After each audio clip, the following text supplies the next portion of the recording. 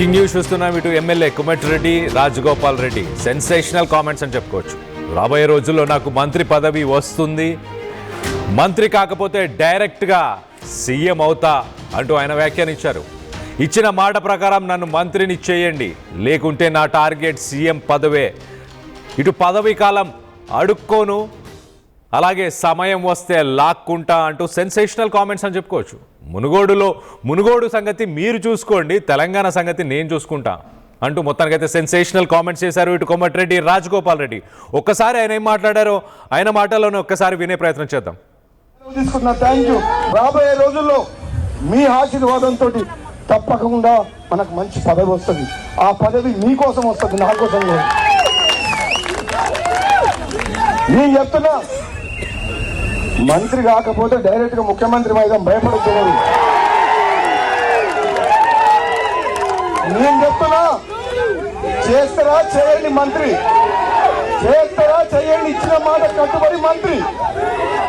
ఆగండి, చేస్తారా ఇచ్చిన మాట కట్టుబడి చెయ్యండి. ఇంకా వేచి చూస్తున్నా, పదవి గురించి మనం బాధపడలేదు. ఒకవేళ చేయకపోతే డైరెక్ట్ మన టార్గెట్ అదే. ఇంకా మళ్ళీ మాట్లాడేది లేదు. అప్పుడు మీరు ఏం చేయండి అంటే, మునుగోడు మీరు చూసుకోవాలి, తెలంగాణ నేను చూసుకుంటా. మునుగోడు చూసుకుంటారా? తెలంగాణ నేను జెండా ఎగరేయాలా? సమయం వచ్చినప్పుడు అది కూడా టైం వస్తుంది. మీ అందరి అభిమానానికి, మీ ప్రేమకు, నా తమ్ముళ్ళు నా మీద చూపించే ప్రేమకు నిజంగా జన్మలకు రుణపడి ఉంటా అని చెప్పి తెలియజేస్తూ సెలవు తీసుకున్నా. Thank you. జై కాంగ్రెస్. రాబోయే రోజుల్లో మీ ఆశీర్వాదంతో రైట్, సెన్సేషనల్ కామెంట్స్ అని చెప్పుకోవచ్చు. ఇటు ఎమ్మెల్యే ఇటు రాజగోపాల్ రెడ్డి, మీకోసం అతి త్వరలో నాకు పదవులు రాబోతుంది, ఒక మంచి పదవి రాబోతుంది. ఇచ్చిన మాటకి నిలబడి ఖచ్చితంగా నన్ను మంత్రిని చేస్తారా, లేకపోతే డైరెక్ట్గా నేను సీఎం పోస్ట్కే టార్గెట్ పెడతానంటూ చెప్పుకొచ్చే ప్రయత్నం చేశారు. సో మొత్తం మీద సెన్సేషనల్ కామెంట్స్.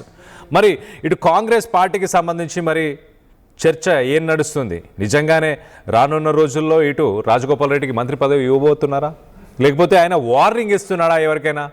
నాకు మంత్రి పదవి ఇస్తా అని మాట ఇచ్చారు, ఇవ్వాలి, ఇవ్వకుంటే ఊరుకోను అని చెప్పుకొచ్చే ప్రయత్నం చేస్తున్నాడా?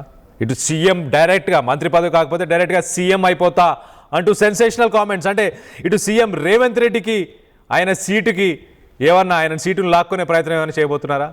ఆయన సీటుకి ఏమైనా లాక్కునే ప్రయత్నం ఏమైనా చేయబోతున్నాడా? దానికి ఏమైనా ప్లాన్ ఉందా? మొత్తానికి అయితే సెన్సేషనల్ కామెంట్స్. దీనికి సంబంధించి కొంత అప్డేట్ తీసుకునే ప్రయత్నం చేద్దాం. ఇటు మా ప్రతినిధి వెంకటరత్నం అందుబాటులో ఉన్నారు, వెంకటరత్నంతో మాట్లాడి తెలుసుకునే ప్రయత్నం చేద్దాం.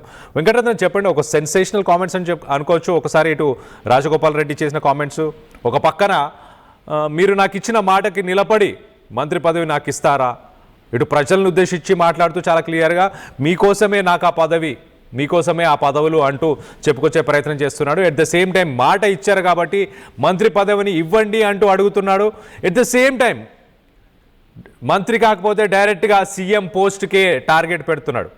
సో సీఎం పోస్ట్కి ఏమన్నా, అంటే ఆ కుర్చీకి ఏమన్నా లాక్కునే అవకాశం ఏమైనా ఉందా? ఇటు కాంగ్రెస్ పార్టీలో ఎలాంటి చర్చ నడుస్తుంది? ఆయనకి మంత్రి పదవి ఇచ్చే అవకాశం ఏమైనా ఉందా? కళ్యాణ్, ఇప్పుడు కోమటిరెడ్డి బ్రదర్స్ ఏం చేసినా సంచలనం ఉంటుంది. నల్గొండ జిల్లాకు సంబంధించి చూసినట్టయితే ఉమ్మడి నల్గొండ జిల్లా వ్యాప్తంగా కోమటిరెడ్డి బ్రదర్స్ చేస్తున్నటువంటి ప్రతి చర్య కూడా హాట్ టాపిక్ గా మారుతున్నటువంటి సందర్భాలు. అయితే ఎప్పటికీ ఇక్కడ కాంగ్రెస్ పార్టీని మేము నమ్ముకోని లేము, మా బలాన్ని నమ్ముకుంటాము, ప్రజల యొక్క మద్దతు మాకు ఎప్పటికీ ఉంటుంది, మేము ప్రజలకు అండగా ఉంటాము, కాబట్టి మాకు సరైనటువంటి ప్రాధాన్యత దక్కడం లేదని చెప్పి ఇటు కోమటిరెడ్డి బ్రదర్స్ ఏదో రూపంలో చెప్తున్నారు. అందులో రాజగోపాల్ రెడ్డి చేసేటువంటి వ్యాఖ్యలు కూడా ఎప్పుడు క్రియాశీలకంగా మారుతుంటాయి. అన్ని పార్టీలను కూడా అయోమయంలో, గందరగోళానికి, అలాగే ఇక్కడ కార్యకర్తల్లో ఉత్సాహాన్ని నింపేటువంటి ప్రయత్నం చేస్తూ ఉంటారు. అందులో భాగంగానే ఒకసారి బీజేపీలకు అని చెప్పి, ఎందుకంటే తన రాజకీయ సమీకరణలతోటి, తనకున్నటువంటి బలంతో, తన వర్గము, తన మద్దతుతోటి ఇక్కడ రాష్ట్ర రాజకీయాల్లో క్రియాశీలక పాత్ర పోషిస్తారన్నటువంటి కాన్ఫిడెన్స్ ఎప్పుడు రాజగోపాల్ రెడ్డి వ్యక్తం చేస్తుంటారు. అందులో భాగంగానే ఇప్పటి వరకు కాంగ్రెస్ పార్టీని అంటుపెట్టుకుని ఉన్నాను కాబట్టి కాంగ్రెస్ పార్టీలో తనకు క్రియాశీలక పదవి వస్తుందనే ఆశిస్తున్నాను, కానీ ఆ అధికారులు గతంలో బీజేపీలోకి వెళ్ళిన తర్వాత కూడా తను మళ్ళీ కాంగ్రెస్ లోకి రావడానికి కూడా తనకు ఎన్నో హామీలు ఇచ్చినటువంటి పరిస్థితి అయినప్పటికీ కూడా సరైనటువంటి ప్రాధాన్యం తనకు దక్కడం లేదన్నటువంటి ఒక అసహనం మాత్రం రాజగోపాల్ రెడ్డిలో ఉంది. ఇంత చేసిన తర్వాత కూడా తను కాంగ్రెస్ పార్టీకి గతంలో చేసినటువంటి సేవలన్నింటినీ దృష్టిలో పెట్టుకుంటే ఎవరో ఈ మధ్య కాలంలో కొంత రాష్ట్ర రాజకీయాల్లో కూడా పెత్తనం చేస్తున్నారన్నటువంటి ఒక ఆలోచనతోటి గతంలో అంతర్గతంగా కూడా అనేక విమర్శలు చేస్తున్నటువంటి నేపథ్యంలో తను ఇప్పటి వరకు పార్టీని పట్టుకొని పార్టీకి అలాగే ప్రజలకు సేవ చేస్తూ కాంగ్రెస్ పార్టీ ఎజెండాగా ముందుకు వెళ్తున్నటువంటి తనకు ఇక్కడ ఇచ్చినటువంటి హామీలు కూడా అధికారంలో వచ్చినప్పటికీ కూడా తనకు సరైన ప్రాధాన్యం దక్కడం లేదన్నటువంటి ఒక అయోమయంలో అలాగే ఒక అసహనంలో మాత్రం ఇక్కడ కోమటిరెడ్డి రాజగోపాల్ రెడ్డి ఉన్నట్టుగా మనకు గతంలో కూడా స్పష్టంగా తెలుస్తుంది. ఇప్పటికే అధిష్టానానికి సంబంధించి కూడా అనేక సార్లు ఒక హెచ్చరికలు అలాగే విజ్ఞప్తులు కూడా చేసినటువంటి పరిస్థితి అయినప్పటికీ కూడా ఇక్కడ ఎమ్మెల్యేగా తను గెలిచినప్పటికీ అలాగే మంత్రిగా కూడా పనిచేస్తున్నా అన్నటువంటి ఒక కాన్ఫిడెంట్ నాకు ఎప్పుడైనా రాకపోతే అన్నటువంటి ఒక ఎదురు చూపు అయితే తనకి కనిపిస్తుంది. కానీ ఈ మధ్యలో చేసినటువంటి వ్యాఖ్యల్ని మాత్రం మనం స్పష్టంగా గమనించాల్సి ఉంటుంది. రాష్ట్ర రాజకీయాల్లో ప్రస్తుతానికి కాంగ్రెస్ పార్టీ అస్తిత్వం ఎట్లా ఉందన్న దాని మీద కూడా కాంగ్రెస్ పార్టీకి పెరుగుతున్నటువంటి ఆదరణ ఇప్పుడు సర్పంచ్ ఎన్నికలు కావచ్చు అలాగే మున్సిపల్ ఎన్నికల్లో కావచ్చు రోజు రోజుకి కొంత గతంలో ఉన్నటువంటి బీఆర్ఎస్ పార్టీకి గట్టి పోటీ ఇచ్చుకోవడం కాకుండా తన అస్తిత్వాన్ని నిలబెట్టుకుంటూ మరింత ముందుకు వెళ్తున్నటువంటి సమయంలో కాంగ్రెస్ పార్టీలో అలాగే నాయకుల్లో కేడర్లో మంచి ఊపు వస్తున్నటువంటి సమయంలో కూడా రాజగోపాల్ రెడ్డి చేస్తున్నటువంటి వ్యాఖ్యలు కూడా మరింత ఉత్సాహాన్ని తెచ్చే విధంగా తన కార్యకర్తలను ఉద్దేశించి చేశాడు. ఎమ్మెల్యేగా రాబోయే రోజుల్లో నాకు మంత్రి పదవి ఖచ్చితంగా వస్తుందని అలాగే కాకపోతే ఇప్పటి వరకు నేను గతంలో కూడా కొన్ని బుజ్జగింపులతోటి నేను మళ్ళీ కాంగ్రెస్ పార్టీలోకి వచ్చాను, లేకపోతే తన తలక ఏందో చూపిస్తాను, నా యొక్క అస్తిత్వం ఏందో నిరూపించుకుంటాను. కాబట్టి ఒకవేళ మంత్రి పదవి కనుక తనకు ఇవ్వకపోతే డైరెక్ట్ సీఎంఏ అవుతానన్నటువంటి ఒక మాటలు కూడా చాలా ఆసక్తిని రేపుతున్నాయి. ఇచ్చిన మాట ప్రకారం తనను మంత్రిని చేస్తారా లేదా లేకపోతే నా టార్గెట్ మాత్రం సీఎం పదవే అని చెప్పడం కూడా తను గమనించాల్సినటువంటి అవసరం ఉంటుంది. ఇక్కడ నాకు కావాలన్నటువంటి పదవులను నేను అడుక్కోను, అవసరం అనుకుంటే లాక్కుంటాను, సమయం కోసం ఎదురు చూస్తున్నాను అని చెప్పి ఇక వాళ్ళకు ఉన్నటువంటి కింది క్యాడర్లకు చెప్తున్నారు. మునుగోడు ఇక్కడ సెకండ్ క్యాడర్ ని ద్వేషించి ఇక నుండి మునుగోడు మీరు చూసుకోండి, తెలంగాణ రాష్ట్ర సంగతి నేను చూసుకుంటాను అని చెప్తున్నారు.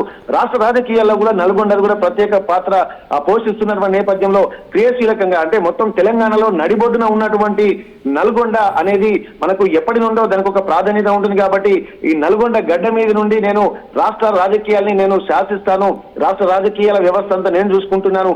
రాబోయే రోజుల్లో మాత్రం ఈ మునుగోడు ఇక్కడ నల్గొండ పరిస్థితి మాత్రం కింది స్థాయికి కేరళకు అప్పచెప్తున్నాను కాబట్టి అని చెప్పి కార్యకర్తల్లో సెకండ్ గ్రేడ్ లీడర్లకు కూడా ఒక ఉత్సాహాన్ని ఇచ్చేటువంటి ప్రయత్నం చేశారు. ఆ ఉత్సాహంలో భాగంగానే ఇప్పటి వరకు ఎందుకంటే ఇన్ని రోజుల నుండి తను కాంగ్రెస్ పార్టీకి సేవలు చేస్తూ ఇంకా ఒక మంత్రి పదవిలోనే ఇక్కడ మనం ఉండడం కాదు, రాష్ట్ర రాజకీయాన్ని శాసించాలన్నటువంటి ఒక ఆలోచనలు అలాగే ఉంటున్నటువంటి ప్రస్తుత పరిస్థితి గతంలో ఉన్నటువంటి ఆలోచనలకి కాంగ్రెస్ పార్టీలో ఒక ఆలోచన అయితే కనిపిస్తుంది. ఎందుకంటే ఇక్కడ టామ్ అండ్ జెర్రీ లాగానే ఇక్కడ ఉన్నటువంటి కొంతమంది లీడర్ల వల్లనే ఆ కాంగ్రెస్ పార్టీ అధికారంలోకి రాలేదన్నటువంటి ఒక ఆలోచనలు గతంలో చేసి ఇక్కడ సమన్వయం పరిచే దిశగానే ఒక అధికారంలోకి వచ్చే విధంగా ఇప్పుడున్నటువంటి ప్రభుత్వం చేసింది. రాష్ట్ర రాజకీయాలతో పాటు అలాగే కేంద్ర రాజకీయాలు కూడా ప్రభావం చూపిస్తున్నటువంటి నేపథ్యంలో ప్రస్తుతానికి ఏఐసిసి ఇన్స్ట్రక్షన్స్ అలాగే రాష్ట్ర రాజకీయాల సమీకరణతోటి కాంగ్రెస్ పార్టీ రాష్ట్రంలో అధికారంలోకి వచ్చింది.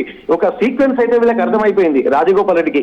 ఆ సీక్వెన్స్ దృష్టిలో పెట్టుకుని ఏం చేస్తే మళ్ళీ తెలంగాణలో ఉన్నటువంటి రాష్ట్ర రాజకీయాల్ని తను శాసించవచ్చు అన్నటువంటి ఒక ప్రణాళికలు కూడా వేసుకున్నట్టుగా తెలుస్తుంది. దీనికి సంబంధించి కంపారిజన్ కూడా ఉంటుంది. ఇప్పుడున్నటువంటి ముఖ్యమంత్రికి తను చేసినటువంటి సేవలకి ఇంకా ముందుకు వెళ్ళాలంటే తను ఎంత ఇనిషియేషన్ తీసుకోవాల్సి ఉంటుంది. ఒకవేళ ఆర్థిక పరమైనటువంటి అంశాలు కావచ్చు, సామాజిక పరమైనటువంటి అంశాలు కావచ్చు, ఇవన్నిటి సమన్వయం ఏం చేస్తే తను మళ్ళీ సీఎం పీఠం దక్కించుకున్నటువంటి అవకాశం ఉంటుంది అన్నటువంటి ఒక కోణంలో కూడా తను ఆలోచిస్తున్నట్టుగా తెలుస్తుంది. ఇప్పటికే కొన్ని మంత్రాలు కూడా జరుగుతున్నాయి. సామాజిక సమీకరణలు కూడా ఇక్కడ ప్రాధాన్యంగా పోషిస్తున్నటువంటి నేపథ్యంలో ఇవి తనకంటూ ఒక వర్గాన్ని కూడా ఇప్పటికే క్రియేట్ చేసుకున్నట్టుగా స్పష్టమవుతుంది. అయినప్పటికీ కూడా ఇక్కడ అధిష్టానానికి కూడా ఒక సూచనలు ముందు తన మాటల ద్వారా వచ్చాయి.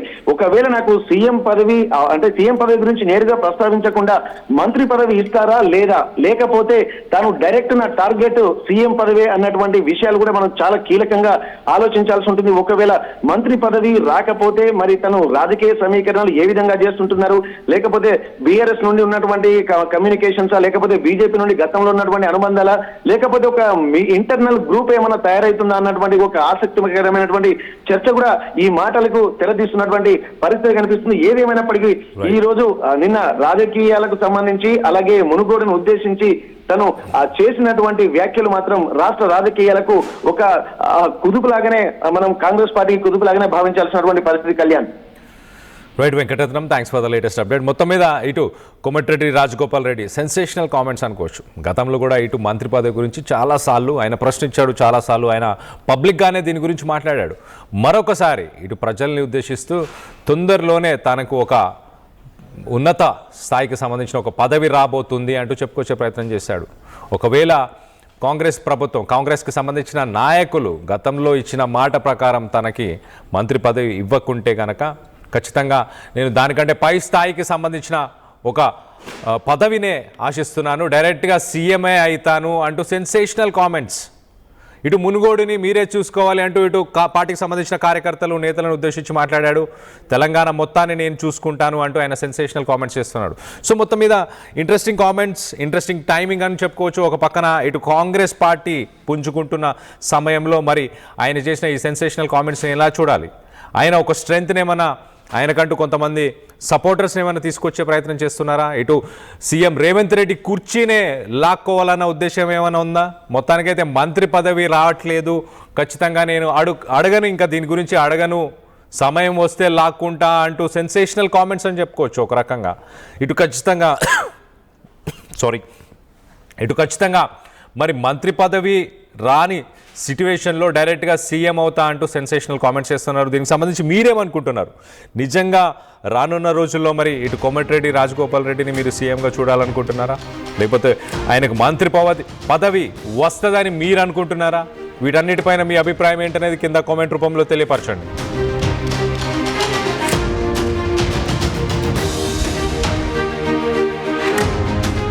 Local to global news at your fingertips. మీ చేతిలో ఒక ఆయుధం. Download Raw TV app. Media legend Ravi Prakash is back.